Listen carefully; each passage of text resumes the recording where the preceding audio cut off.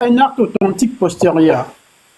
C'est-à-dire, la reconnaissance de l'acte de naissance, un enfant naturel, c'est-à-dire c'est un enfant qui est né hors mariage.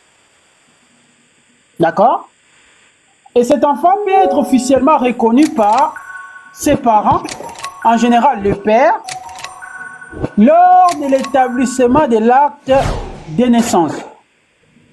Ces documents juridiques mentionnent l'identité des parents et confirment le lien avec l'enfant. C'est ce que dit la loi. Et deuxième chose, il y a la reconnaissance par acte authentique postérieur. Donc si la reconnaissance n'est pas faite au moment de la naissance, elle peut l'être plus tard par un acte juridique officiel. Donc par une déclaration devant les notaires ou la reconnaissance en justice. Maintenant, là où les problèmes, les bas blessent, c'est l'article 406 sur la filiation. L'article 406, c'est la loi togolaise. Je suis en train d'insister, c'est la loi togolaise. L'article sur la filiation dit « La filiation est prouvée par l'acte de naissance de l'enfant. À défaut de l'acte de naissance, la filiation peut être prouvée par la possession d'état tel que défini par l'article 412. » Ceci dit quoi? L'acte de naissance est le document principal qui établit la filiation. Donc, entre un parent et un enfant, le document qui établit la filiation ou qui établit les liens, c'est l'acte de naissance. Si l'acte de naissance n'est pas disponible ou ne mentionne pas les parents, la filiation ou le lien peut être établi par la possession d'état. Cela signifie que l'enfant est reconnu par la société togolaise comme étant l'enfant de ses parents. Par exemple, si les parents l'ont élevé, présenté comme leur enfant, ou si l'enfant porte le nom de ses parents. Et voilà maintenant là où il y a notre problème. C'est les 407 qui va faire en sorte que les avocats de Fally et de Akoko puissent continuer cette affaire. L'article 407 de la loi togolaise, voici ce qui est écrit. Recherche des paternités. L'action en recherche des paternités est admise dans les cas suivants. C'est-à-dire qu'on peut prouver la paternité dans les cas suivants. 1. Lorsque l'enfant, pendant la période légale de la conception, a eu avec les prétendus pères une liaison durable attestée par des témoignages concordants. Deuxième élément, action en recherche de paternité. Donc, pour que Madame Akoko puisse entamer des actions pour les recherches de paternité, il est écrit, si la paternité n'est pas reconnue volontairement par Fally, la mère, c'est-à-dire Akoko, ou l'enfant, c'est-à-dire les jumeaux, peuvent engager une action en justice pour établir la paternité. Ce type de procédure est utilisé lorsque le père présumé refuse de reconnaître l'enfant. C'est ça notre affaire. Là, Fally refuse de reconnaître la paternité. Qu'est-ce qui va se passer? Il faudra amener cette affaire devant la justice. Mais voilà maintenant les préalables de la justice autour de ces questions-là. On dit conditions de preuve. Donc, pour que l'action soit recevable, pour que les juges puissent accepter tout ce que tout le monde dit depuis presque 10 jours, pour que les juges puissent actionner les tests ADN, pour que les juges puissent condamner Fally, voici ce qui était dit.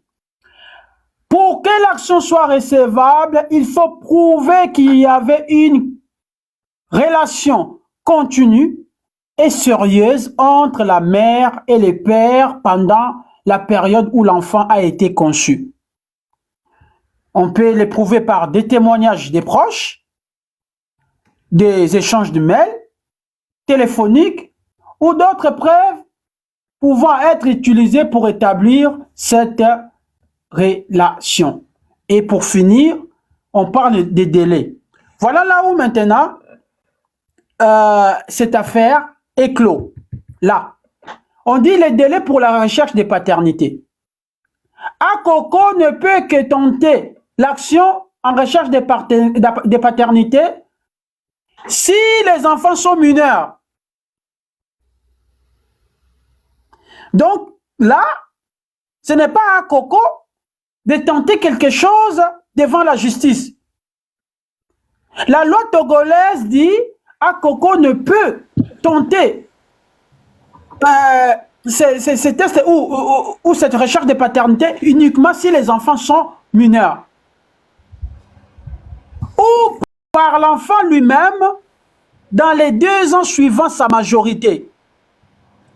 Donc, ceci dit, la mère à Coco, tant que l'enfant est mineur, c'est-à-dire si les jumeaux avaient 14 ans, 15 ans, 16 ans, 17 ans, 1 an, 2 ans, 3 ans, Madame Akoko pouvait apporter cette affaire devant la justice pour chercher la paternité. Là, ce délai, selon la loi togolaise, est écoulé. Mais voici maintenant ce que la loi togolaise donne. Oh, c'est une magnifique loi. Je vous adore les Togolais. Les juristes togolais, chapeau bas. On dit action par l'enfant. Une fois l'enfant est devenu majeur, il a 2 ans. Donc on dit une fois l'enfant est devenu majeur, c'est-à-dire 18 ans, plus 2 ans, ça fait 20 ans, pour intenter lui-même une action en recherche de paternité. Les enfants d'Akoko ont quel âge? 23 ans. Donc, cet enfant a 2 ans pour intenter lui-même une action en recherche de paternité. Passé ce délai, c'est ce que dit la loi togolaise, l'enfant ne peut plus légalement poursuivre cette reconnaissance. Donc, cette affaire est close. Merci. Merci beaucoup, Monsieur Sandy, pour votre éclaircissement.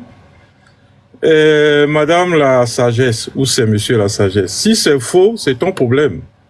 Si c'est faux, ramène-nous pourquoi tu dis c'est faux, tu montes en haut et tu poses la question. Madame Cynthia aussi, mais venez en haut, posez vos questions, ce qui vous fait dire c'est faux. Vous avez le droit, vous avez parfaitement le droit.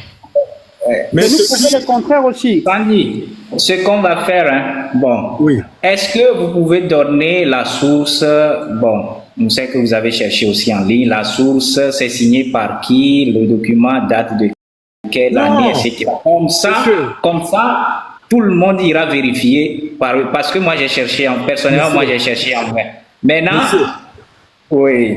Monsieur Salomon, si vous voulez la source, vous allez faire tout l'Internet. Le Togo, là, vous êtes au Togo, non? Je suis au Togo. Merci. Vous savez comment on trouve une loi, non? Il faut juste acheter le code pénal. D'accord. Pour dire ce que je voulais dire par la source, parce que les gens vont dire c'est faux, c'est pas faux. On sait aussi que sur Internet, parce que moi aussi j'ai cherché sur Internet, vous avez utilisé d'autres moteurs, certes, mais le document, il y a quelque part qu'on peut vérifier, on peut quand même vérifier la véracité ou bien l'authenticité ou bien la source quand même doit y paraître, d'accord, on va comparer sur le document, c'est ce que je demande. Si Sandy nous fait voir ça aussi, comme ça va convaincre davantage, c'est comme si on est en train de parler en l'air, etc. C'est ce que je demandais.